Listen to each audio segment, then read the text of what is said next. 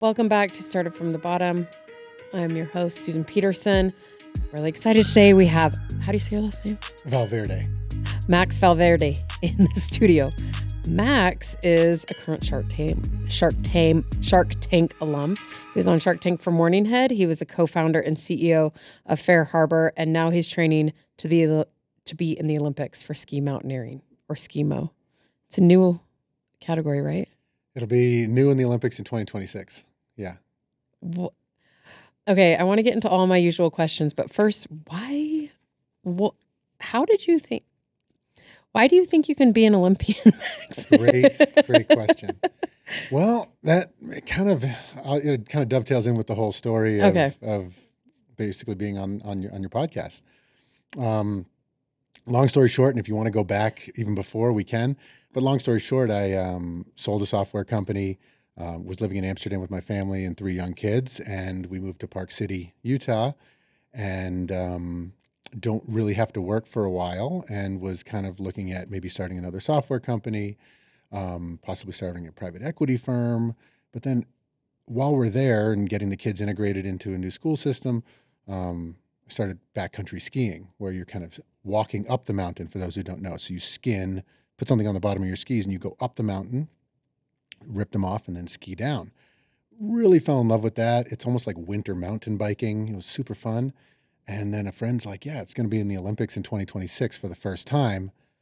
And my kind of weird psycho brain started thinking like, well, if my kids' lives depended on it, I know I'd make the Olympic team at 41 in 3 years. There's just no chance. I'd move to an island in the middle of nowhere. I'd grow a long beard, and I'd be training 500 hours a day. Right. But then I was like, well, I'm not going to do that.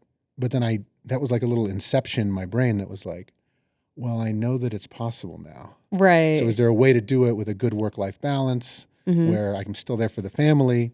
And I looked into the training, and a lot of endurance training, modern endurance training, is just high volume, low intensity. So getting up to like 4, maybe 5, maybe next year, 6 hours a day of chill mountain biking or backcountry skiing where I'm walking through the mountains. And I'm like, wait a minute.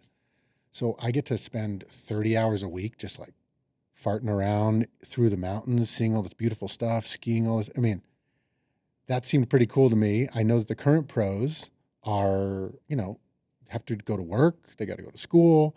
And it was almost like a reverse sort of like that documentary Super Size Me, where the guy ate nothing but McDonald's for however long to see what happened to his body. I was like marginally overweight and was just like, what happens if I just got a coach and did it the right way and started getting my training volume up to like, I'm at like 22 hours a week now. Next summer, maybe I'll get up to like 30 hours a week, which is total like professional level. What happens? I mean, I'll be 41 in 2026. Like, could I ever catch those pros? And, I'm like, I have no shame. Like, if I completely fall on my face, like, I don't really care. It's all about the journey. I'm not one of those like psycho OCD people like, I must win a gold medal. It's just like, hey, if I get to train this much as my job and it's like so fun to play in the mountains every day, I just feel lucky to do it. And if along the way I can inspire some other kind of ex-athlete dads out there who are kind of getting a little soft and are thinking, could I be competitive in a Tough Mudder or a triathlon? A lot of people have reached out on TikTok and Instagram after kind of seeing my channels, just like, yeah, this is inspiring. Like I'm stoked for you, and it's given me, kind of a new lease on life myself. So that's the short version of what I'm doing. And, oh my gosh, I love it. Yeah. Okay, I want to get into your business background first, but I'm really curious as what's the plan for making the Olympic team? Like when does like how far out do you plan? So, I mean, weirdly, the national championships are in 3 days. They're on Sunday. Where? So I'm going to be racing at Solitude. Oh, really? Yeah. They're in Utah. Yeah. So, but I'm trying to be in the top 50%. Okay. In the country if I can. We'll see how that goes. But really, I'm thinking that more as like a practice, just to see what it's like to be in this kind of big spectacle or whatever. But it'd be basically like next year or the following year, I'd need to start racing for the Team USA in Europe. I might not ever make it there. But if I can start racing in Europe, like on the World Cup team, maybe next year or the following year, and have a good result, then there will be like Olympic trials, probably like, November, December, January of 2025. So in like 2.5 years. Uh-huh. And then we'll see. And, the thing that I have going for me is I was never a fast endurance athlete. So I'm talking with a lot of other 40-year-old guys who used to be like incredible, cross-country athletes. And they're all like, man, it's so hard. I'm so slow now. I'm getting faster every day. Right. Every day I'm like, whoa, I'm getting like so much faster every day. And it's just super exciting to see the body, come online like this. Women actually, their endurance increases after they have children. Yeah, I believe it. Is what the studies have shown. Like for marathon runners, they like shave minutes off their time. Yeah. But for men, they're saying your endurance, like you're going down, but you're going up because you're just learning. Yeah, I'm going up. It's something like this, like around 35, maybe 40, and definitely beyond 40. You start to lose like 1% of your maximum possibility. The thing is, I was never at. Right. You weren't a college athlete? No. I mean, I played rugby in college. That's an athlete. Yeah, but I was never a star athlete. Like I was the captain of our football and basketball team, but I did it because I was like Rudy. Like if anybody's watching this who was on the teams with me knows, like I was like the scrappy guy who's like gonna fight so hard. Yeah, you were the personality hire. Yeah, I was, and I just barely started as a senior. Like I wasn't like the star guy who. I know guys in my town who were like amazingly fast, like specimens, like would go in and play college sports. I wasn't really that good. I was more like had a lot of heart, would like throw up on the field a lot, work really hard, get everyone rah-rah. Yeah. That was me. It's just, I think it relates, and I know we're going to be able to relate it to entrepreneurship, but it's just so wild to me that you one day woke up and go, you know what I'm going to do? No, something way outside of my pay grade. Yeah, no, 100%. And a lot of people I could imagine, even like the current pros, are like, you're crazy. And I hope that no one is insulted by it, that I think that what the pros are doing is easy. Right. So I have a lot of respect for all the Olympic athletes, all the pros. It's not like, oh yeah, anybody can do what they're doing. I'm not saying that. But I also just have this thing, maybe it relates to the entrepreneurship, where I really just don't care if I fail.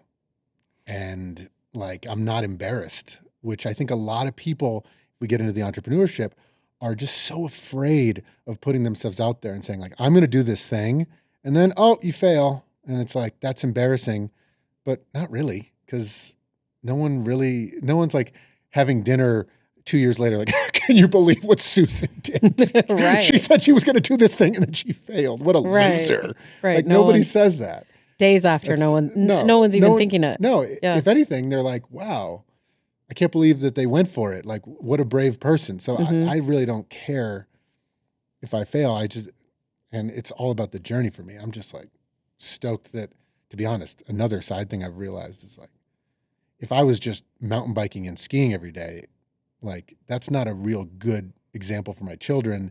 That like my thought was after making, a lot of money for the family, I never wanted to be like when my kids are in college, because they're young now, they're 3, 5, and 7 in college. And they're like, what is it? What does your dad do? And it's like, oh, he like used to, I don't know. He just like plays golf and drinks beer all day, every day. Not that there's anything wrong with that. Right. But this is kind of like showing them, hey, you can go for something. And there's a lot of cool lessons in there for the kids. Like, well, are you going to win a gold medal? I'm like, probably not. And they're like, why are you doing it? Because sometimes it's about trying and going for something big. And yeah, there's a 1% chance of me succeeding. Like, I'm going to go for that. Okay. Let's go back to how did you get started? Okay. So how did you get started in business? Let's start there. Okay. Well, to go way back, right after in high school, I built a vending cart. I saw that there were these hot dog vendors that were just making so much cash. Where'd you grow up? In Portland, Maine, or Scarborough, Maine. Okay. But the vending cart was in Portland, Maine. And with a friend, I was like, okay, look, I read the code, and you can like have a vending cart as long as it has hot and cold running water, fits these specifications. So I built a vending cart out of wood, put skateboard wheels on the bottom. Okay. And hot and cold water, I just put a little Bunsen burner underneath. And the inspectors came and looked at it, and I'm sure that they were just like, in retrospect, were like, oh, this cute 17-year-old guy, like, oh, let's pass him. So I got this license and was in these, like, it could have been a reality TV show, in these, like, what corner, we got on the wrong corner one time, and this hot dog guy who'd been there for 20 years, like, get the fuck off my corner. Like, what are you doing here? Like, and I was like, oh shit, we didn't know that it was so like that. But anyway, we did that. And then I was always like thinking about starting stuff, and fast forward a lot. I had a job out of college. Where'd you go to college? Brown University in Providence. And then I went right into 100% commission sales, just because I did a play, Glengarry Glen Ross, with some friends, and thought sales was cool, and thought that would help me with my business career. So I went into 100% commission sales, selling merchant services like credit card processing in Boston. That was super hard. My parents were like, great, you have a mechanical engineering degree from Brown, and you're doing something that doesn't require a degree. Yeah. And you're selling credit card processing. Right. Nice. Good one. But then... Thanks for wasting our money. Yeah. But then got a job at a manufacturer, and helped them kind of like build an international sales thing. So I got into sales there, and that was good, but I really felt like I needed to do more. And I had a really good relationship with my wife. And I remember saying, like, our life is so great. Like, I love you so much. We're just such a great team. Like, everything's so good, but like there is something missing in my life, and I need to have this, I need to do something professionally for myself. And I know it's crazy because I was making like, I don't know, $75,000 a year or something or more as like a 25-year-old or 27-year-old. So I was like making good money, and it's like, what is wrong with you? And I was like, yeah, but like, I'm looking forward, and I always do this thing where I look forward in our life, and I don't want to miss out on some opportunity that I could have taken now that could have changed our life in the future. So I was like, I got to do something. So I had all these inventions, and then, long story short, like, was like, I want to solve like bedhead, because I showered at night after mountain biking, and my hair was always all crazy. And so my wife was a nurse, and I was like, she's like, there are these caps at work that have this no rinse shampoo in them. I'm like, yeah, can you grab me one of those? So I had one. I got in touch with the president of that company, and I was like, dude, I think I can sell these things. Before you put them in the machine, in the bag, like with all the no rinse shampoo, can you give me one of those? And he shipped me 25 of them for free. I put a sticker on them, did a Kickstarter, goes like mini viral on Reddit because the name was MorningHead, which I played up with like a little bit of a sexual innuendo. So the thing was like, ask your, girlfriend or wife to give you MorningHead. and when she slaps you, just direct her to our website. So then it went viral. Sharktank reaches out and is like, dude, we think you'd be great on TV. And I was like, oh, this is like not my life's work.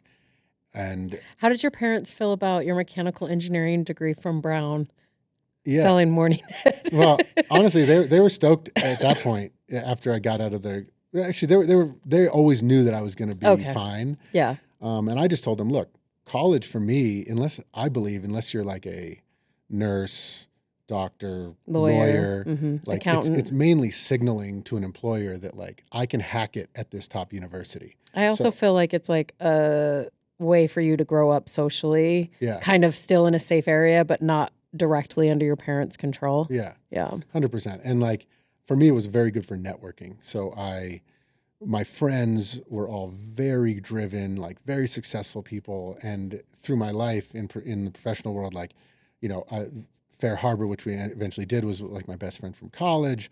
The lawyer that we used was like, it's like a partner at some awesome law firm, so it kind of helps you, that helped us in that way, like knowing a lot of different people, a lot of smart people to draw on, draw on their experience and stuff like that. So, but yeah, so then I went on Shark Tank and was able to then kind of quit my job because of Shark Tank. Did you take a deal? No, they didn't give me a deal. I got like annihilated. Oh, you did? You got a bad edit? Yeah. So it was the most fun ever because Cuban and I were riffing. It was so funny. Like we had to stop taping a bunch of times because like we were just making all these jokes about MorningHead. Like Cuban's like, Max, is your wife like MorningHead? You know, Oh my like, and so, gosh. you know, Kevin was dying. I think they Isn't Kevin the nicest? Oh, he's so People nice. don't believe this, No. but he's actually the sweetest. No, and they had to stop filming because Kevin was crying so hard that they had to redo makeup. And I went in there thinking they were going to be so mean. They were like so nice, and it was like 50 minutes, almost an hour. It was like so fun and like exciting, and I thought that it went great. And at the end, they're like, "Dude, you don't need this money." Like I asked for like $10,000. I don't even remember what the valuation was. And they're like, "Dude, you don't need this." I'm like, "Hey, you guys like called me." Like, right. But none of that made it in. And then I totally get the edit. It was like, because they can't make like sexual innuendo jokes on ABC Family. No. Like, so the Disney totally TV. get it. Yeah. And it was like a really great experience. And so but was the exposure good for your business? yeah. So it popped it up. And the funny thing was I rented out a restaurant with like 200 people. Like nobody knew the outcome, obviously, because you can't say anything. You can't say anything. So they all assumed I got some like awesome deal. And it was so funny and Cuban tweeted out that morning, like, "I can't believe this made it to air. This is single-handedly the funniest episode that will ever air." Like, wasn't that funny? Because it looked like they were laughing like at the pitch, at you. but Yeah. it was totally fine. Everyone afterward was like, "Are you okay? Dude, are you?" I'm like, no, it's fine. Like, it was a great experience. It is wild what goes on in there and then what actually ends up airing. Yeah. And the process itself is like so wild. Yeah. Such a trip. People always ask, like, "Is it real?" I'm like, yeah, they've never met me. They have no idea what's going on. Right. And it is that I feel like they like mess with you. I'm very stoic, and the more nervous I get, the more stoic I become. Yeah. And literally every time my producer saw me that day, he'd bring me a Red Bull and like make me chug it. So by the time I went out, I could see molecules. I had so much caffeine in my system. I was like, I could see air. Yeah. But I was just like not gonna get emotional. You were tasting colors. Yes, but like I'm not gonna get emotional on TV, and I know they really wanted me to get emotional, but I didn't.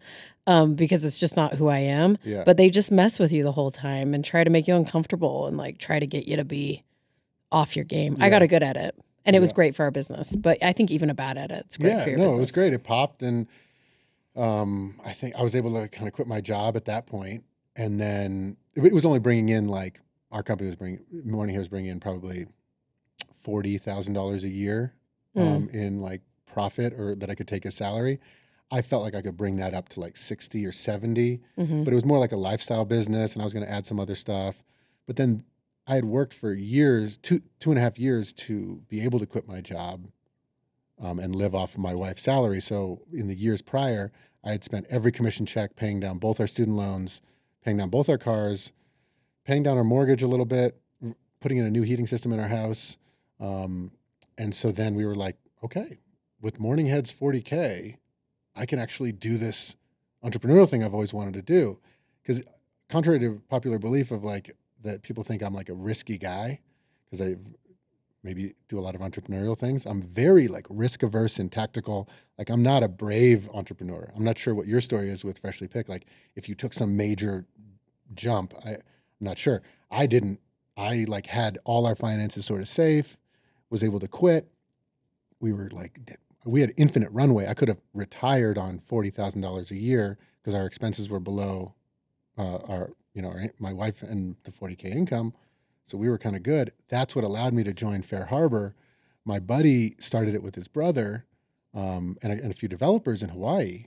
What is FareHarbor? Sorry, I didn't look it up. Yeah, so FareHarbor is the largest software in the world for activity companies. So whale watches, walking tours, Segway tours, downhill mountain biking, river tubing, snow tubing, Jordanelle boat rentals, pretty much not every, but most activity companies in the country and now in Europe and Australia use it for their online booking, for their website, for their ticket scanning. So it's like a competitor to like Squarespace, Wix, and Weebly for the websites. It's a competitor to like Eventbrite and Ticketmaster because it has all that. But we're very white labeled. So it'd be like Susan's Boat Tours that does $4 million in boats, in boat tours in Florida, and FareHarbor would be powering that whole thing. So my buddy and his brother started it with some developers in Hawaii, And then I joined on like a year in when they had got a little traction because I'm very risk averse. I was talking with them at the beginning, advising them on some sales stuff, but they got it off the ground and got some clients. And then they were like, so you're ready to kind of join on and start it in the mainland in the United States. So it was only in Hawaii. And then long story short, fast forward, I joined on, we blew it up. What'd you join as? Head of sales? I was chief commercial officer, but there was only, I think, 5 employees. So it was the original founders, and then I was the first kind of late stage co-founder, and started a sales team in Boston. And then we started a support team in Denver. And it was basically flash forward 3 years and we had 300 employees. We never took like large institutional capital, 300 employees, and, it kind of blew up from there. And then we got acquired by Booking.com. And Are they based in Amsterdam? Yeah. So they're based in Amsterdam. So there was a 3-year agreement where the founders or some of the founders moved over to Amsterdam. We redid it again in Europe, in different languages, in different currencies. And then I moved on from them and moved to Park City, and that's where we are, making full circle. So you did your 3-year buyout period. Yeah. Vesting, buyout, whatever. Yeah. Build up the company, and then moved to Park City. Yeah. You don't seem risk averse. You said that like 3 times, but I would say you don't seem risk averse. Yeah. But you're calculated. I'm not wild. Like Sure. It's not like I'm never dangerous. Like I would never put my family's future in danger for a dream. But you're not scared of it. You're not scared of risk. Like I would never do something where I felt like the worst case scenario is catastrophic. Sure. So if like worst case scenario is like, oh, it's embarrassing for me. Yeah. So you're not manic. No. But like some people will be like, oh, I'll raise a Series A or seed round, and I'm going to quit my job, and this has to work, or else I gotta, I don't know, do something crazy like sell my car or something. Yeah. Like, oh, I got 10 months. I got 10 months. Yeah. I've met entrepreneurs like that, and that's very scary to me. Yeah. And I would never. Even though I know that I could perform in those things, like, oh, 10 months, let's go, baby. Yeah. But for some reason, it just freaks me out. Yeah. I started Freshly Picked. I feel like I was too stupid to know the risks. And that's actually how I've gotten through a lot of my life is I'm well past the risk. And then I'm like, oh my gosh, I could have died or something. And it hits me like later in the shower, or I'll wake up with a cold sweat and I'm like, holy shit, what was that? Now though, I feel like I'm definitely more calculated, but there's something about taking risks that I love, but I'm not manic either. Like I won't sacrifice my family or our well-being. Yeah. Yeah. Yeah. No, I'm not, basically I'm not afraid of failure. Sure. 100%. I'm not worried about what people think about me.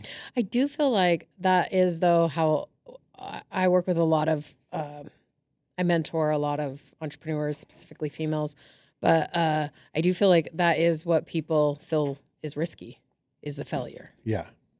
Like I feel like whether it's public or personal or whatever it is, I do feel like a lot of people are scared of that part of it. Yeah, 100%. I mean, I think that's just like, I don't know, natural human nature. Also, as we kind of get more into social media and people have somewhat manicured outward reputations, they're kind of thinking about that. And it's just hard to like take that first jump, I guess. Yeah. But once you have done it, it just seems so easy. It's like Neo in the Matrix. It's like, oh, yeah, I know Kung Fu.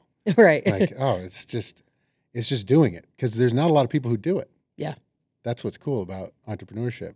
Yeah. Is everyone's so afraid to do it that they're like, there's a lot of open field out there. Yeah. And if you're willing to look foolish or like put yourself out there, my big thing is like, just be willing to be bad at something for a while. Like you have to start somewhere. And I started this podcast in November, and I've listened to a lot of podcasts, but that was my only experience. Yeah. And my first couple, I'm just like, okay, these are going to suck, and I'm just going to white knuckle through them and get through them. And then really set up a system where I was listening to each one and being like, okay, I don't like that. I don't like this. I like that. I don't like this. And then implementing right away what I learned and then getting better quickly. Yeah. My feedback loop was just tight. 100%. And that's the same thing with business. And I listened to one of your episodes where you said a similar thing, just jump out there, just like do it. Like you just got to do it. And that's the same thing that I advise a lot of people on is, there's so much analysis paralysis where they're just like, oh yeah, like I got to do this. I got to make this perfect. And it's like, no, like if you want to sell microphone foam things, just get some and go sell them. See how it go works. ask a person on the beach if they want to buy one from you or where, just that's how you get that good feedback loop. Cause sitting in your room or your house or your office, like scheming and planning, like you'll never get to where you need to be, where you feel that it's good. Yeah. That's why like having that sort of thing where you don't care if you fail is the thing is that needs to be also coupled with like really good self-awareness and like a good feedback loop of being like, that sucked. Let's fix that one. And then 2, coupled with not like having visions of grandeur where you don't realize how hard it's going to be. So if you know it's going to be hard and you have a good self-awareness and you're willing to kind of like get through those reps, then like anyone can succeed. It's like when people, let's say you have the like, no shame, but you don't have the self-awareness and the drive, then those are the embarrassing entrepreneurs. They kind of like throw themselves out there and it's just like, they thought it was going to be easy. And then they don't want to try again because it was too hard and everyone said they sucked and they don't have that drive to like keep going. Okay. Tell me the 3 things you said again. So self-awareness, drive, and then like no shame. no shame. So if you have no shame, you need all 3. Yeah. So no It's like shame, a Venn diagram. They all Yeah. need to come together. Yeah. Cause then it's like that feedback loop will just keep improving every time it goes around. Every podcast you make, if you have all 3, the next one will be better. Right. Because if you listen to it again, you're like, yeah, it was not good. Yeah. It doesn't discourage you. Well, I hope And you every go time I through listen, I have notes about something. Yeah. Like, I hope I never am like, oh, yeah, we did it. Yeah. Because then I'll stop caring and I think they'll go back down the drain. Yeah. Yeah. Yeah. And I think in life you need to feel that way. Like, I hope I'm never satisfied with everything I do. Yeah. I like want to always be improving. But the no shame. Yeah. You got to have all 3. Yeah. You're right. Okay. Talk to me about growing up. You said your first job was the hot dog cart. Yeah. Do you feel like you're, see, I want to box you in, but do you feel like you punch above your weight a lot? Yeah. Always. That's a great, you've succinctly synthesized what my wife has been razzing me about for the last 18, 19, however long we've been together, 19 years. I do have these kind of big dreams and I always have. And, I think it's, a lot of it comes from like watching movies as a kid. Like I loved, underdog stories and I loved the idea of like Rudy going to Notre Dame when he was kind of not that smart and then making the team. Like that's just like, he's always around Utah. You can meet him. Oh, I met him really? a couple times. Yeah. Oh, that would change my life. Okay. Like, I'm going to figure out where actually a guy in my neighborhood is friends with him. Okay. So I'm going to figure this out I for you, had no Max. idea. No, Yeah. I mean, like that story and that movie, like changed me. And any sort of movie like that, where somebody like made it from something like, so that I think there was a lot of that, like, and my parents were very supportive in that, like, just like anytime I had like a crazy dream or crazy idea, they'd be like, yeah, you could do that. Yeah, just do it. Just do it. So I was always doing weird things that I thought were cool or interesting, or whether it's business or like, I don't know why I just thought of this, but like when I was like 8 or something, I made all these like parachute men out of trash bags. Because you buy the parachute men, but they were so small. I'm like, Yeah. let's make them bigger. Yeah. Yeah. I'm like, Mom, can I like cut up some trash bags? She's like, yeah, go for it. Just weird stuff like that. Like, And then dropped him off the top of the house? Yeah, Like off just the like roof? throw them out. Yeah. Yeah.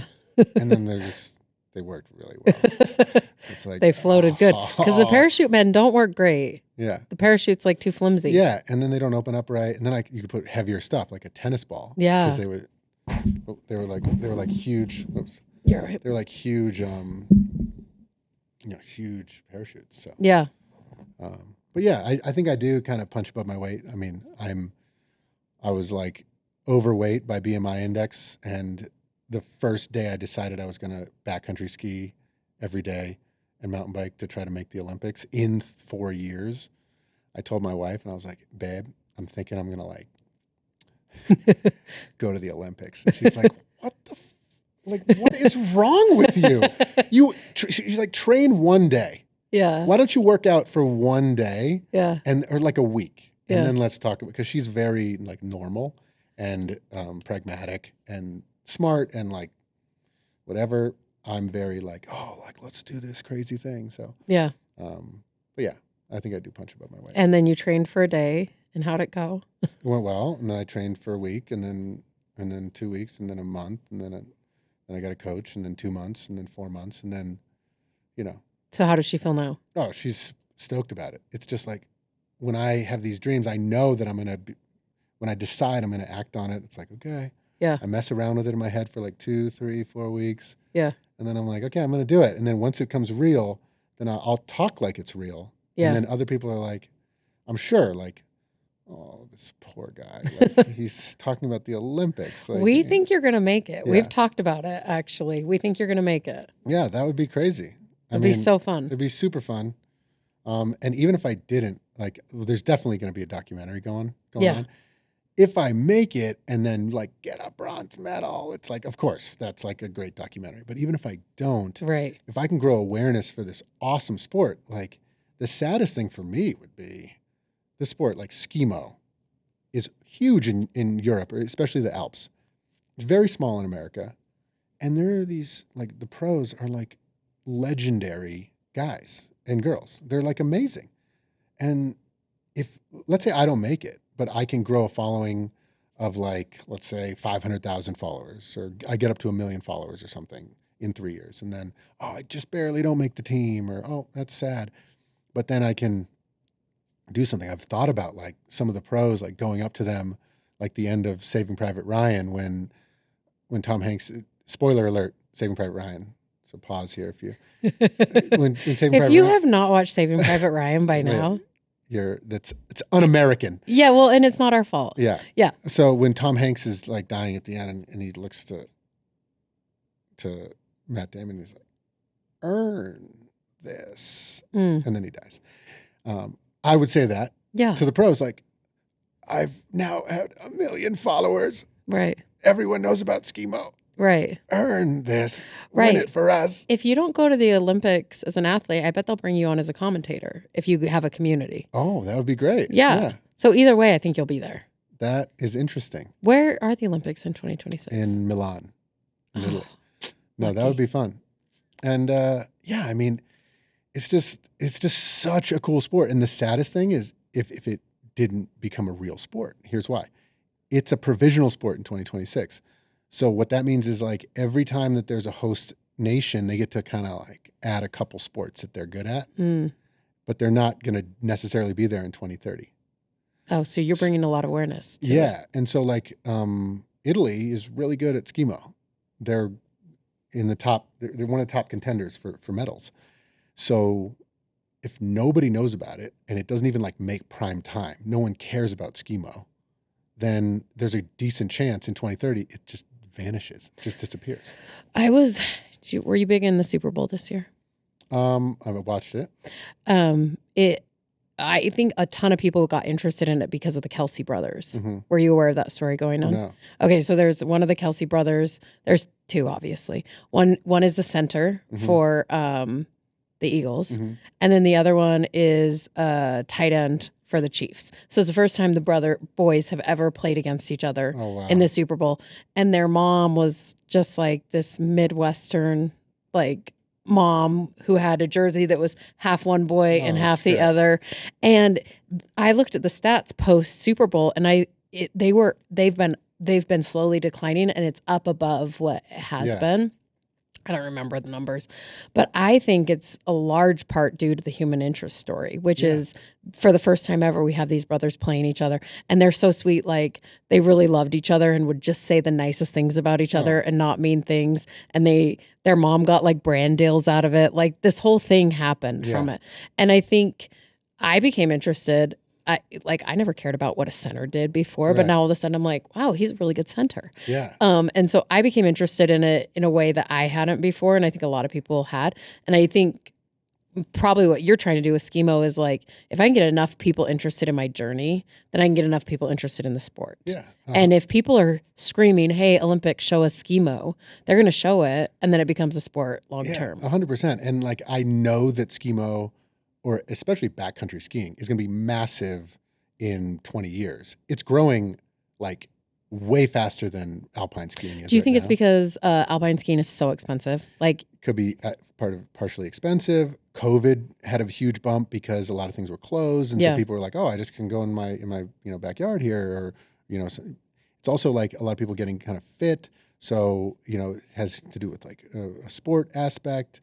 So it's growing massively, and it feels a lot like how mountain biking was maybe in the 80s or 90s, growing pretty quickly. But now mountain biking is like a multi-billion-dollar sport. It's massive. Backcountry skiing is going to go that way. And skimo is just the spandex version of it, where you kind of are a little weight weenie that cares about like how fast you go up the thing. But that sport also, I think every time someone comes to Utah and I take them skinning, just on a very normal, basic thing, everyone's like, man, why have I not done this before? This is amazing. I know how to ski, but I've never like gone uphill. And you just kind of walk up. It's like a little hike. It's very gentle. You can do it at Park City Mountain in the morning before they open. It's free. You just walk up to the top. The sun comes up. You ski down on the fresh corduroy that has not a single track through it. There's honestly nothing like fresh corduroy. No, it's amazing. And everyone's like, man, why have I not done this? So in a way, like I had one TikTok that got like 1.3 million views, and all these people are like, holy shit, I love this thing. I'm going to be watching this sport. I think I might need to start doing backcountry skiing. Like it's growing. And, when I started to kind of do this, my wife, who is the pragmatist, is like, dude, why can't you just like do it and like not tell everybody about it? I'm like, because, one, I'm like pretty good at marketing and sales and media and social media and stuff. And I was like, because what happens if I get to the end and we maybe get that bronze medal, or somebody else, like one of the current pros, and then no one cares. And then like, I feel like I could have done something along the way.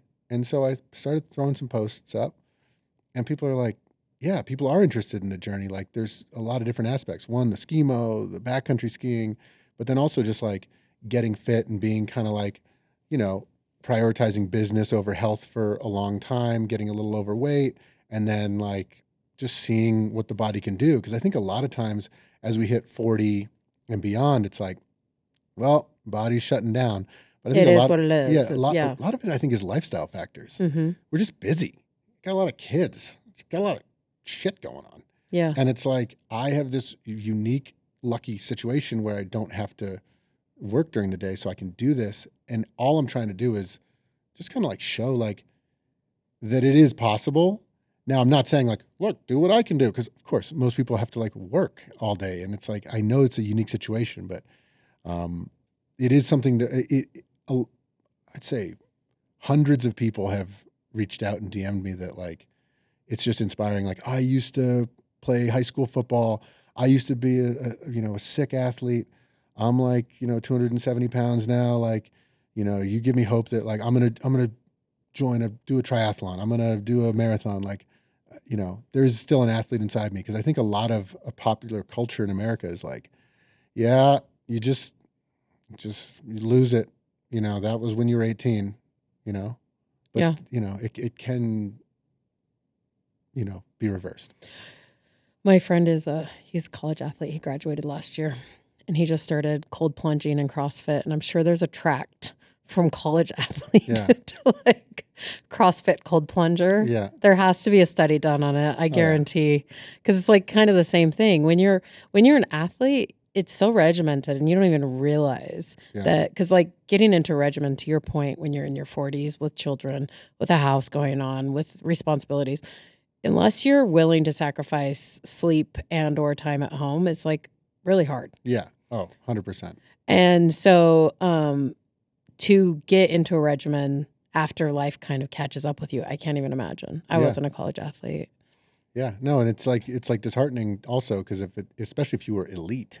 Yes, it's hard for super elite athletes who have gotten a little soft, because then they maybe have not to to speak for them, but maybe a slight compulsion for success and success in sport, and it's like, why would I do this? I'm like slow. I'm not going to be good at it. I'm not good at it. So that's why I think a lot of people turn to different sports, Tough Mudders. Stuff pickleball. Like that. Yeah, exactly. Everyone loves pickleball. Yeah. Do you feel like you say yes a lot? Yeah. I mean, well, like in life or. Yeah. Have you ever read, is it Bob Gaff? I'm going to mess it up. I just finished his book. Goff. Have you ever read Bob Goff? I don't think so. It's fascinating. He's like an attorney, and his life is like, he has the most bizarre, wild, like one time sailed from California to Hawaii. And like the week before they're supposed to go, the guy who like reads the maps and like gets them in the right direction backed out. So he went to a map store and was like, teach me how to do this. And they're like, okay. And he learned how to do it and got him to Hawaii. He just has a ton of really cool experiences. And I think it's just mainly because he says yes to random stuff. I'm a huge, huge advocate for yes. Love yes. Yeah. A huge fan of yes. I'm also a massive wimp. This weird risk-averse topic we're exploring here. I love ideas. I love going through crazy stuff, but I'm also just always like slamming them down and being like, no, that's not a good idea. But I like doing things and doing wild, crazy, weird stuff. So for example, like a week or two ago, well, let's go back a little further. 3 weeks ago, my kids, my two boys, in bedtime, I usually sing them songs and read books.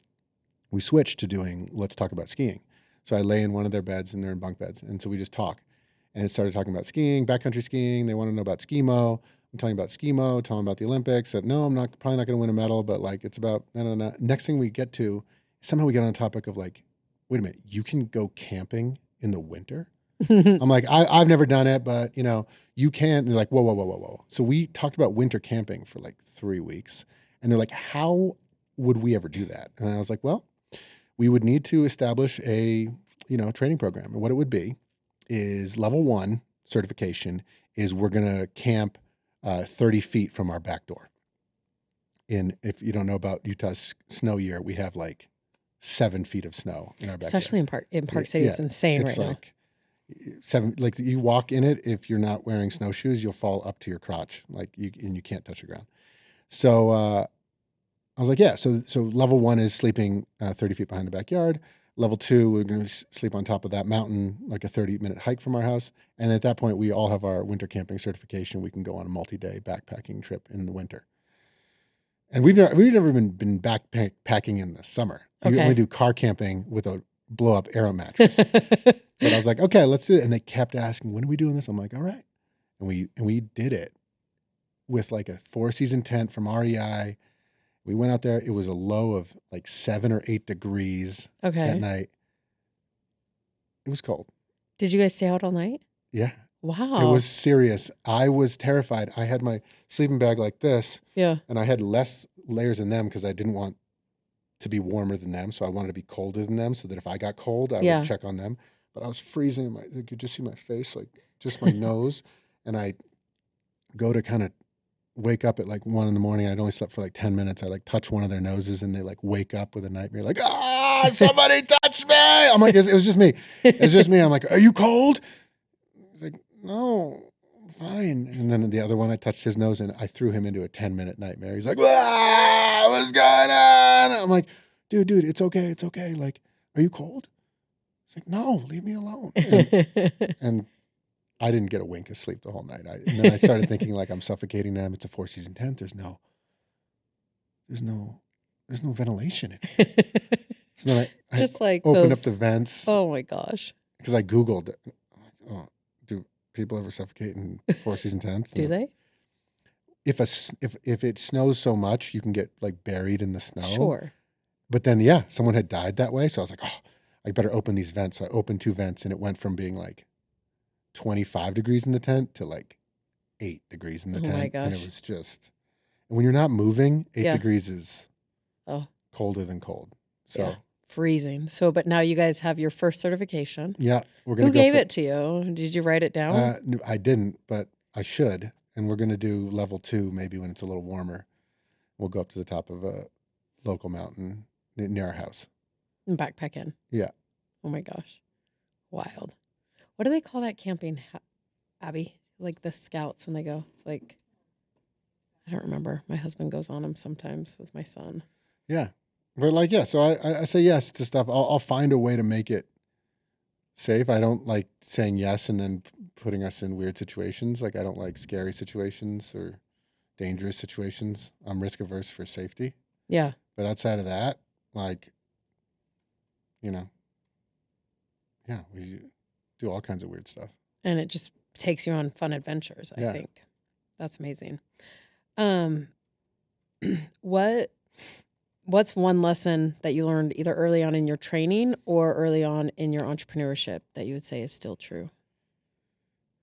Great question. So, well, if we go on entrepreneurship, something that this will dovetail into something we said earlier, just about the grit and working hard at something, is I was at a assembly in my high school at Scarborough High School, and guy came to speak about entrepreneurship.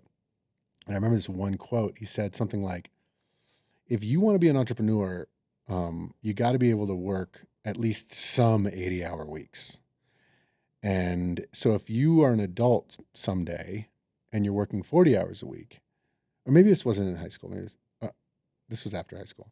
But anyways, he said, you should be able to work 40 hours a week on the side and start a company on the side, a little side hustle.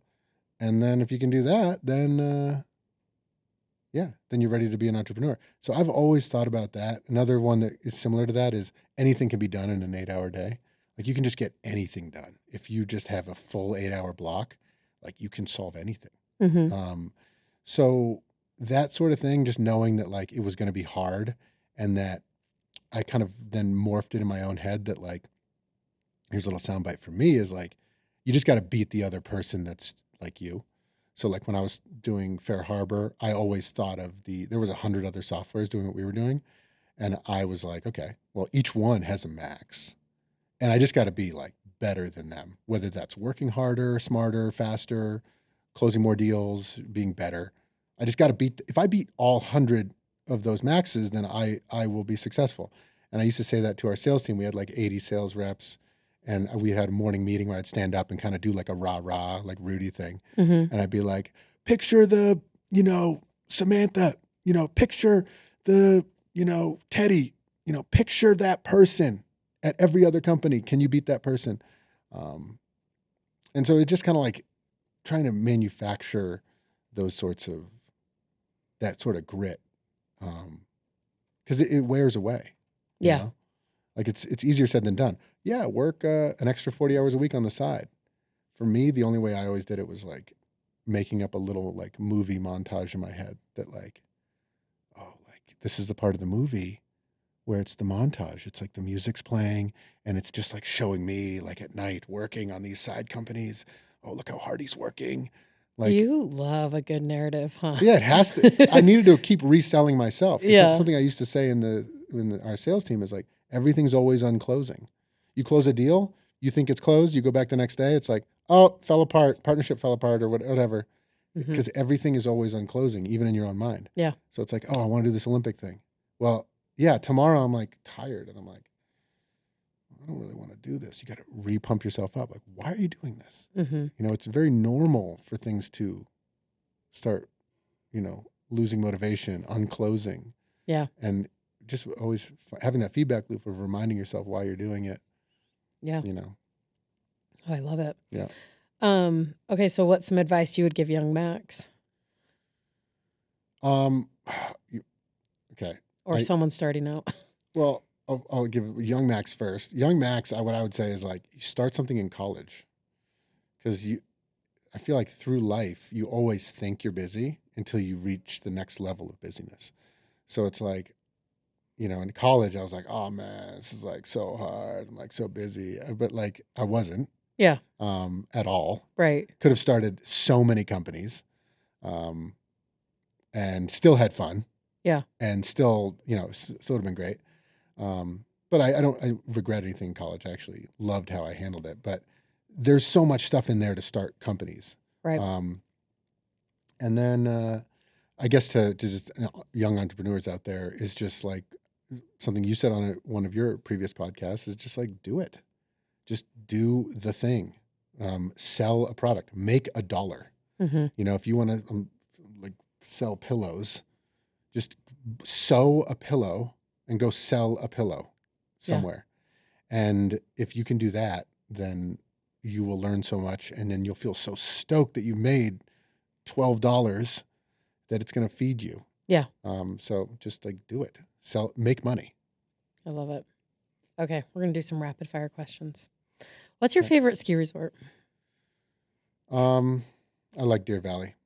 Okay. Just because the trees are never skied, and it's just that would be a groom. Yeah, I imagine the groomers are so amazing at Deer Valley that everyone goes there for the groomers, but the trees are insanely good, and even 2 or 3 days after a dump, it's insanely good.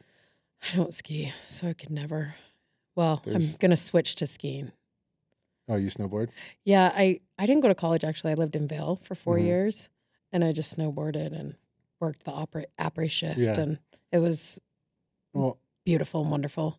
A lot of people make that switch, and I mean, I just got into splitboarding this year, which is like snowboarding with going uphill. So I respect it. I love snowboarding, but skiing is also like really, really fun too. I feel like snowboarding is not conducive to over 40-year-old joints. I think you have to make the switch. You don't see a lot of old snowboarders. That's true. It's really hard on your knees. Makes sense. And your like hips. Yeah. Yeah. So I got to make the switch. And then I'll do Deer Valley in the trees. What's been your favorite moment in training so far? Favorite moment in training was setting a PR, like a personal record, up Park City Mountain. I made a video about it. Basically, like the training I'm doing for 10 months was very low intensity, just building an aerobic base. So if like you read the book, Uphill Athlete, it talks about that. So I wasn't used to that. I played football and basketball and baseball and tennis growing up. And so it was all about going really, really hard, dry heaving or throwing up on the field. Like you got to go hard to have any sort of change in your body. So that's what I kind of grew up on. And this was like totally different, where I was more into high volume. So instead of working out 3 times a week for an hour and throwing up, I was working out 22 hours a week, slow, but doing a lot of it.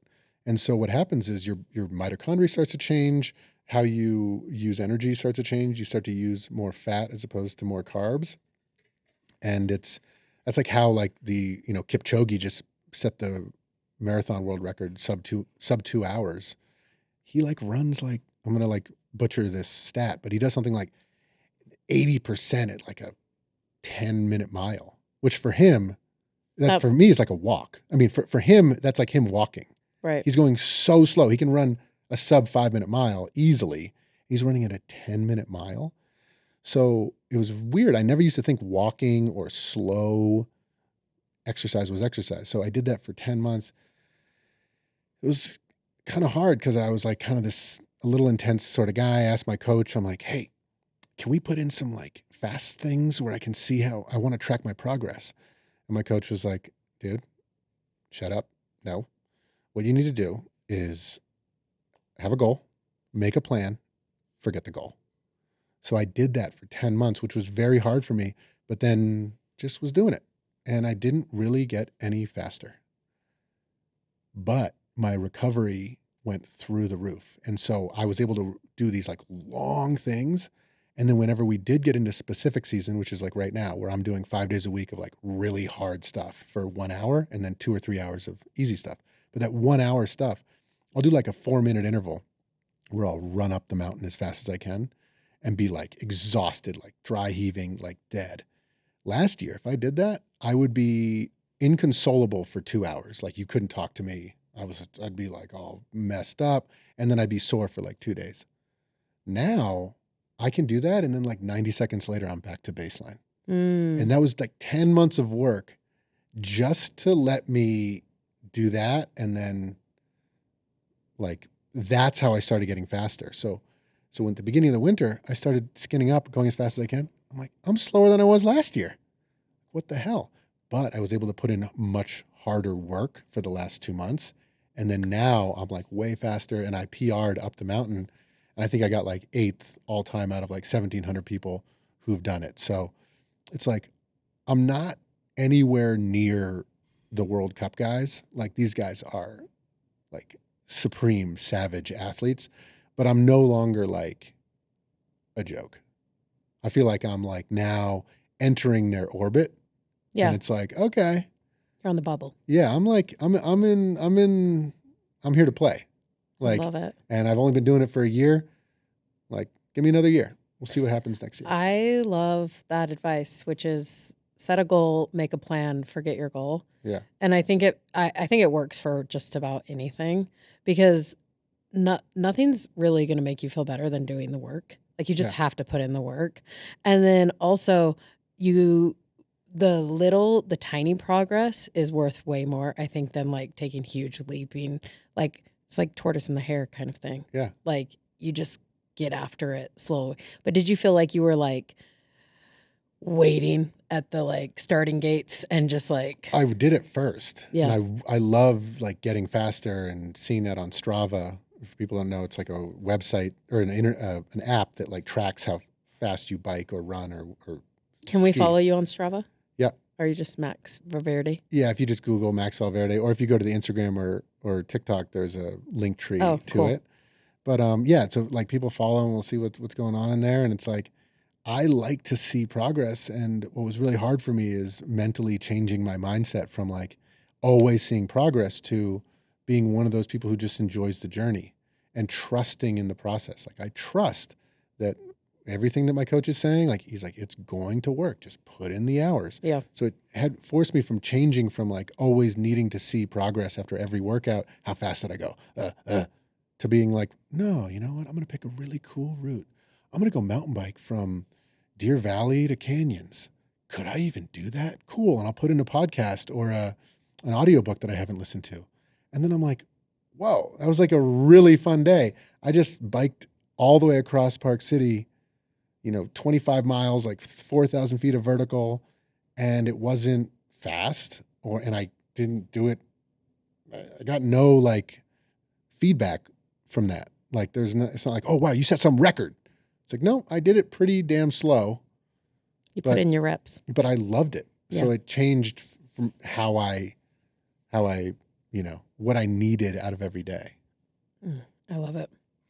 Are you an early bird or night owl? I'd say a night owl, but I do go to bed early. Because you're training? Yeah. But I my wife will go to bed at, 9 or 9:30, and I will usually stay up till 11.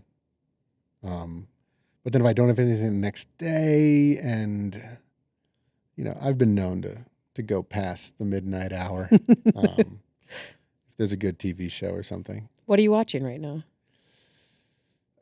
Right now, I don't know. I mean, I'd say the best TV show always is Survivor. So there's a season right now. Why are you not on Survivor, Max? Is I'm that waiting. next? Okay. I'm waiting. Okay, got it. Yeah. I also don't want to leave the kids for that long. I get sad when I would go on business trips. I like miss them too much. And yeah. So when they're older, I'll go and win. I saw this thing where it was on TikTok where someone said, every good marriage has a spouse that would kill it on Survivor and a spouse that could be on Bravo, and it works. Oh, that's a good one. I know, right? Yeah. I wouldn't be the Survivor spouse. Yeah. What is the Survivor on? What is the like? They thing could be on on Bravo? they could be on a reality show and like kill it. Oh yeah. Yeah. So they're just like good. Got it. Yeah. All right. Like Real Housewives. I couldn't actually do either of that. I could be on one where the person who's stoic and Yeah. actually has their head on straight is the one who comes out on top. You'd be like the straight person. Yeah. Like, there's a goofy guy like me, like, oh yeah. Yeah. And then you're like the straight actor and Very, very, very, very strategic. Yeah. The only problem with Survivor, if I went on, I might play too hard. So I'd really need to study it and not go on too hard. I can sometimes turn it up too much. And get You mean the voted out. social aspect of it? Yeah, social game, playing too hard. And then it's like, wow, he went out of the gate too hard. He's a threat. Get him out of here. Yeah. So I need to come up with like a nice ruse. Yeah. I'm sure you'll find a coach when it's time to go. Yeah. Put in your reps. Yeah, 100%. Figure it out. Yeah. What books have you loved lately? I do a lot of audiobooks and podcasts on my like hours in the mountains. But let's see. Touching the Void, I just finished like last week or the week before. I love that. I love like mountaineering books just because, especially now, I'm like, it's snowing so much this year. I'm out there in the wilderness and it's like dumping snow on me and I get not scared, but it's like sometimes scary if you're on the top of a ridge line and there's like 30-mile-an-hour winds and you're, avalanche risk or something and you're kind of scared up there. But then I listen and it's like, oh, these people were on Everest dying, right? Digging a snow cave and not having food and water for whatever amount of time. Like, so stories like that and Touching the Void is so cool because there's some really interesting things. I think they talk about it in the first chapter, so I'm not giving anything away, but like these guys go climb a mountain in Peru and guy breaks his leg at the top. And then the other guy has to like help get him down. Oh, wow. It's a true story. And then something crazy happens where the guy with the broken leg falls off a cliff and is hanging by a rope. And the guy holding him doesn't know what to do because he can't pull him up because his hands are frostbitten and he doesn't know what to do. Oh my gosh. And I probably won't read it, but don't give us spoilers for the people listening. I think everyone knows about what happened in it. So, I mean, I could give it. Do they make it home? Well, yeah, if you don't want to hear it, again, cover your ears, spoiler here. Yeah. But I think they talk about it in the first chapter, so I don't think I'm even giving anything away. Because I knew what happened right in the prologue. Yeah. The guy cuts the rope and has him fall 100 feet to his death to save his own life. And he's like, and then he goes and looks and he fell 100 feet and then he fell into a crevasse, like just a crack in the glade to his death. So he just looks and he's like, oh my God, because he didn't know what was over the edge. He was hoping it was only like a 10-foot thing. And he goes over the edge and it's 100 feet and then into a crevasse and the guy's like dead. So then he has to get out and then he makes it out. He goes and camps for 2 nights. He's inconsolable. There's the other guy waiting for him. He's like, how am I going to tell his family? How am I going to tell his parents? This is crazy. No, the guy lived and he crawled out 7 miles. Oh my gosh. With a broken... Is there a movie about this? I think there is. I'm going to watch it tonight because I haven't seen the movie. I just exploded leg, totally exploded. He said his leg was like thigh, knee, ankle, one massive just Did he sausage. hate the guy that let him fall? No, because they both would have died. Yeah, because that happens in a different book, Iger Dreams.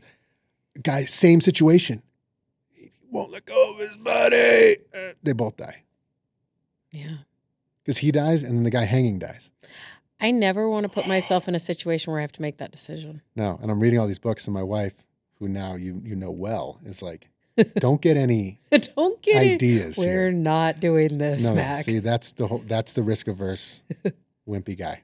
Never. No, never. No. Okay, last question. What legacy are you trying to build? I'm not, I mean, I don't know if I'm really trying to build a legacy. What I'd say is, what I want to leave is I want to really make sure that my kids have everything in terms of a father. I want to make sure that, I give them everything that they need emotionally so that they're super well-adjusted human beings and they know how to love. They know how to, and whether that's loving people, loving life, loving things. I also want to make sure that my kids understand how to work hard, how to have fun, just balance. If I can make sure that my kids are like awesome people that like everyone would want to work with, hang with, be like, because they're so nice and well adjusted and funny. And that would just make my life is like that the kids are like awesome and that they like me.